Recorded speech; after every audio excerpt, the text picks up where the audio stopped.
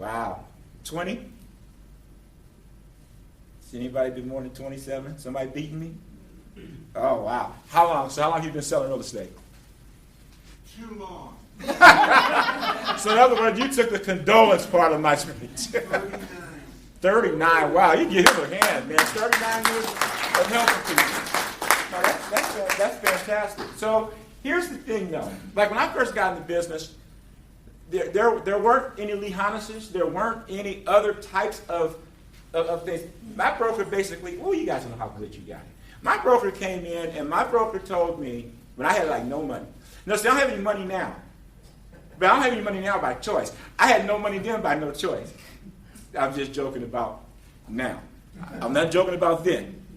When I got into business, my wife, the one that stuck by me these 27 years, I had a job where I was working making decent money at that time. Decent money at that time was, I don't know, $14, $15 an hour. But it was a warehouse job. A warehouse job that I worked in the evening. We'd go into work at 7, get off. Was supposed to get off at 1 or 2. Generally, they would force me to work overtime. I'd get home 3, 4 o'clock in the morning. And 3, 4 o'clock in the morning when everybody else is going to work, that's the end of my day. So that's the time when I'm eating dinners. And I want a tuna sandwich at 4 o'clock in the morning. Or, if you was someone that was having an adult beverage, they would think I'm crazy because they're drinking coffee and they're moving along. I'm thinking like, hey, I just got off work. I'm ready to have a beer. In addition to that, when I started looking at my future was this. My future was that you had to be at this job at least 15 years to get on a day shift. You have to be on the job almost 20 years to get a parking space in the lot. See, I thought that there was something better for my life than that. I didn't finish college. I was supposed to. I was one of those can't miss kids that missed in sports.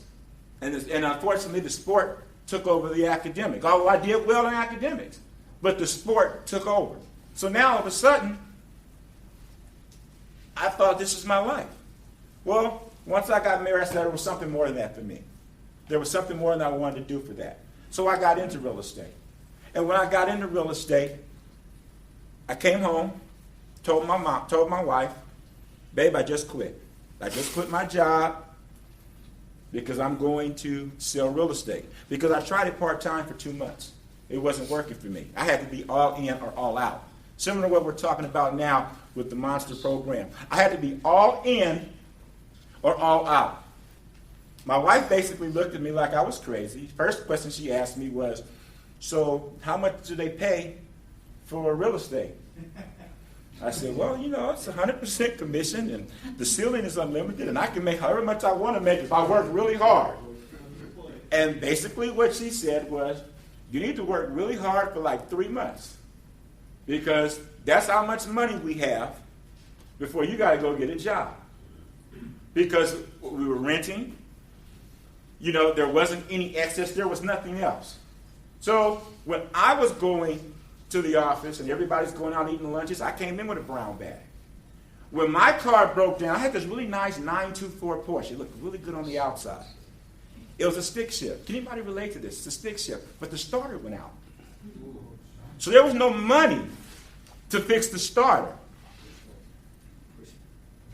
Yes, you got that right. It was a push start. The very first home I sold, this is what I would do. I would back my car up in the parking spaces so that I could open the door and nobody would really see me. Give it that little, you don't have to have it in second gear. Just have to get a little kick. Very first home I sold was at an open house. I was in an open house. People came in the open house. They didn't want that house, but I knew that they would like this townhome around the corner. But my dilemma was, I forgot to park the car backwards.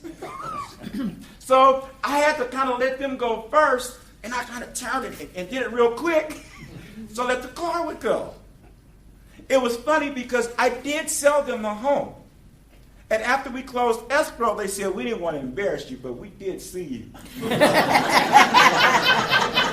We did see you, Fred Flintstone, that car. Okay? All right? So let me say, I say that to say to you, wherever you're at right now, trust me, this guy right here has been there. And I understand that. And I also never forget that when I'm talking to a homeowner that may be in a situation of difficulty, a homeowner that may be in a situation for distress. And when I say following up with people is because you have to be there when they're ready. It's not about when you're ready. See, you might knock on their door. You know that there is a foreclosure date. You know there's a trustee sale coming. They know it too. They may not act like they don't know it, but they know it. But they're still in a situation that somebody's going to loan me some money. My job's going to come through. I'm going to get it from taxes. They're in a situation of denial, or they're at a point to where they still feel that they can sell their house, that they're going to keep their home because they're not going to fail. They can't fail their family. They can't fail their kids. They can't fail what they're looking. They're not at a position yet where mentally they're willing to give that up. You know what else they are? They're very scared. They're extremely scared. Everyone is scared if you do not know. Every person wants to know where that next cave is. You know, how many people you know that want to sell their home, but they won't put their home in the market because they don't know where they want to go. But you know that they've got to sell their home because they don't have any money unless the home sells to get there. Nobody wants to to just leave something and not know where they're going to go. Well, it's the same thing with these people. So your follow-up is the key, because if your follow-up is proper, when that moment comes where they finally decide that they need somebody, you'll be that person that they come to. And there's all kind of ways to follow up. I'm not going to take specifics on that, but you've got contact management programs, you've got video emails, you've got emails, you've got a telephone. I mean, you can put into a system and follow up. However you decide to do that, you do. But I will tell you that follow-up is going to be the key. That follow-up is going to be the key. There will be people that you will convert sooner than later. But I'm going to tell you, I've had 2 people this year that I've closed homes for that I talked to almost 2 years ago about their situation. And both of them, and one of them I closed with Dave, actually. He was still here. He could attest to that. But one of them, or both of them, excuse me, went from they couldn't sell, they were underwater, to they weren't able to make a lot of money, but they were able to make some money and get out of their situation. But see, I kept following up because neither one of them wanted to do short sales because of what their conception of was their credit and what they want to do and all this and that. Whether that was my idea or not didn't matter. I know that a guy like Randy is right and what he can do and put them in another position sooner. But it doesn't matter what I know. It matters what they think. It matters what they want. So we do what they want. And when it was all said and done, they were able to sell their home. They were able to move on. Probably a lot longer, paid a lot more money than they necessarily had to. But that was what they wanted to do. And I was there for them. And that's the point. Second part, about getting someone to know you, getting someone to trust you. One of the things, and specifically with that, is, again, you have to understand what their situation is, and you have to be able to be in a situation where you're willing to develop a relationship with the client. Now, a relationship doesn't mean that you got to go out to dinner, that they got to come to your house, that you got to go to everything. That's not what I'm talking about. A relationship is something, in this case, business-wise, where they feel they can trust you. They feel they can talk to you. How many times are you with somebody, you talk to somebody, you're in a situation where you know that they're not really listening to you? They're not listening to you. They're hearing you, but they're not listening to you. That's why we got 2 of these and 1 of those, right? We're supposed to listen more than what we talk. See, most of us want to go in a situation. We want to go to this, in this particular case, we're talking about homeowners that are in distress. We want to begin to go over there and tell them everything we know. Listen, I know you're in foreclosure. They're going to sell your house. That loan mine's not going to work. I know it. I've been there. I've tried it. It's not going to happen. And this is what they're going to do to you. And if you want to go and you just want to start regurgitating all this kind of stuff. They open the door. You know, I can save you money on your taxes. It's going to be this and that. You'll be able to get to it short. So you want to tell them all this information. You just want to throw up on them. They're not ready for that. They're not ready for that because they don't know who you are. Do you know that in the average case that it's found when you're doing follow-up and you think about it and try it yourself, that it generally takes people 7 to 8 times to have to hear from you before they even remember who you are? I'll challenge you. How many times have you met somebody and it'll be 5-10 minutes later and you won't know their name? There's some of you sitting out here right now and I've been talking a good 20 minutes and you don't know who I am. If I asked you my first and last name right now, some of you would be like, uh-oh, you look to your neighbor. And that's what it is. Because I don't have a flip chart. I don't have anything up here. All I got is me right now. So right now you got to work from memory. Okay, so now you got a distressed homeowner who's behind their payment. They're worried about their children. They're worried about everything that they're going to do. Do you think that the top of mind with them is you? I mean, of course not.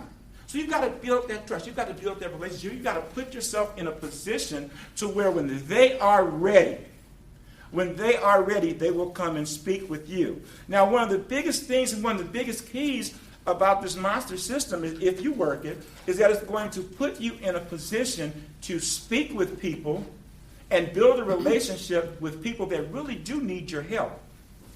Now, what they're going to need your help for, we're not sure yet. But isn't it easier to be in front of someone and talk to someone or quote unquote prospect towards someone whom you know needs their help, needs your help, than to just go knock on 100 doors a day? I'm not saying there's anything wrong with this, because I've done all this. But you knock on 100 doors a day, you make 100 phone calls, cold call a day, and you're hoping to get a lead here and there. Whenever you're in a situation now with everyone that you come in contact with, everyone that calls your tag, everyone that you're able to speak to needs your help. Doesn't that make your follow-up in your database a tad bit more efficient? Absolutely it does. Absolutely it does. Lastly, talking about the mindset and talking about what you're expecting. When I say about your mindset and expecting an outcome is this, is I don't care what's going on in your life. When you are acting as an advocate and you're trying to help a family and you're sitting down talking with someone or you're talking to them over the phone, you're in a position of helping, servicing someone, you and what you need cannot be forefront in your mind. First of all, they're going to smell that. They're going to know that. This is what I mean by that. I mean that a person wants to do a loan modification. We know that's what they want to do. We also know that it might not be the best thing for them. We also know that it might not work. You cannot be sitting in front of that homeowner, though, and the advice or the consultation that you're giving them is structured on whether or not your visa payment is late. It can't be structured on whether your own mortgage payment is late. It can't be structured on anything that's going on in your life. It has to be dedicated to what's going on in their life. Your mindset has to be there. Your mindset has to be in a position to where you are efficient, where you are effective, where you are listening, where you're understanding, where you're caring, to where you're in a position to give them the best possible advice you can give them. It can't be about you. It can't be about if you have it about you when you're there visiting them, you're not going to convert. Because when it's all said and done in this business, it's about the conversion. They were talking about credit's not a sexy business. Well, guess what? You guys aren't sitting in a sexy chair either. Real estate's not a sexy business.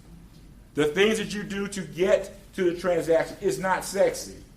The only thing sexy about real estate is getting a check. Everything else about it is work. Everything else about it is a grind. It's a business.